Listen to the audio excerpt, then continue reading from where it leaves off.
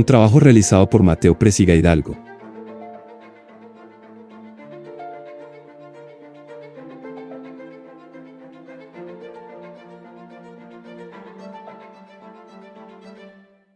La pandemia del SARS coronavirus 2 provocó una catástrofe.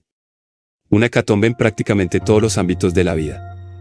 Incluidos por supuesto la economía y las finanzas. Casi de la noche a la mañana el mundo se enfrentó a un escenario fantasmagórico. De repente se establecieron cuarentenas, toques de queda y restricciones de todo tipo. Incluso muchas empresas tuvieron que cerrar de forma indefinida. A medida que la pandemia se extendía, la estupefacción, el miedo y la impotencia se extendieron a lo largo y ancho de todo el planeta. El mundo tal y como lo conocíamos parecía estar viniendo de abajo, y por supuesto los mercados no fueron ninguna excepción. Tras desatarse la pandemia, las bolsas colapsaron. Wall Street, por ejemplo, registró algunas de las mayores caídas de toda su historia.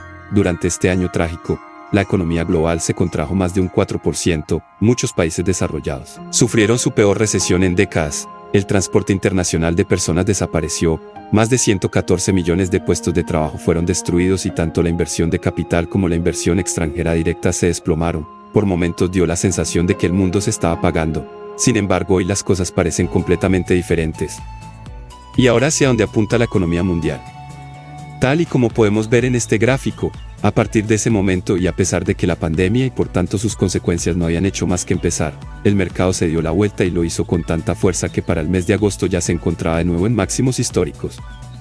Desde que estallara la crisis de la COVID-19, los principales gobiernos y bancos centrales aprobaron planes de rescate y estímulos económicos en una magnitud nunca antes conocida, algo que junto al masivo proceso de vacunación que se ha puesto en marcha en las principales economías, explica por qué en estos momentos la OCDE apunta a un crecimiento económico global para este 2021 de al menos el 5,8%, el más rápido desde 1973, y eso no es todo. Estimaciones privadas como, por ejemplo, la del banco norteamericano Morgan afirman que esta previsión se va a quedar corta y la elevan hasta el 65%.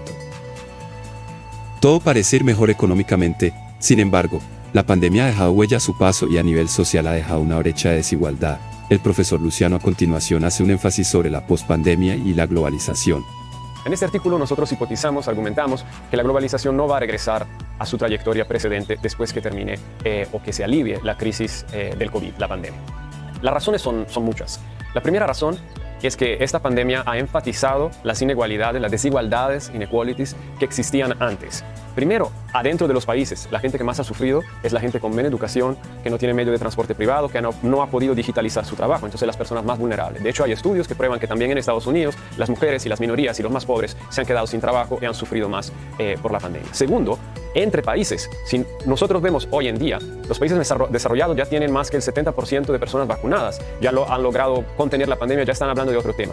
En África, por ejemplo, estamos todavía por debajo de 2% de la población vacunada. La mayoría de países pobres todavía están peleando por obtener vacunas y medical supplies, mientras que en los países ricos sobran y hasta no se logra convencer que la gente vacune. Ese tipo de desigualdades fomentan malcontento y pueden llevar al surgir de líderes populistas.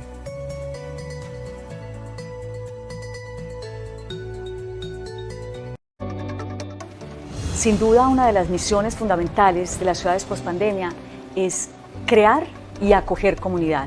Sabemos que el mundo atraviesa un tema de urbanismo a una escala descomunal, que el tema del medio ambiente es fundamental y el tema de la globalización. Para poder unir y encintar de manera inteligente, valiéndonos de economía de medio, tenemos que pensar una ciudad pospandemia en términos de la restauración, la reutilización y revitalizar espacios. Es decir, la ciudad contemporánea se vale del reuso, volver a usar lo que ya tenemos, valernos de las estructuras y edificios existentes que puedan reacondicionarse a los nuevos retos de las ciudades contemporáneas. Sin duda, la labor de nosotros como arquitectos, como docentes y el papel de la universidad es reconducirnos a una creatividad compartida, en donde nos duela la piel del otro, en donde entendamos que la ciudad es el territorio de todos y para ello entonces estamos acuñando también un concepto fundamental en la ciudad pospandemia y es entender la geopolítica de la cultura.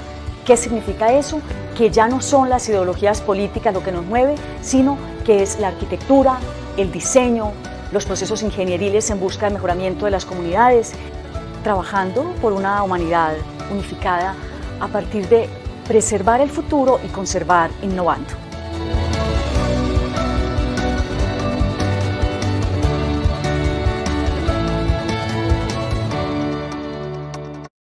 Este es un trabajo presentado a la docente Alejandra María Galeano Vázquez, de la asignatura Globalización.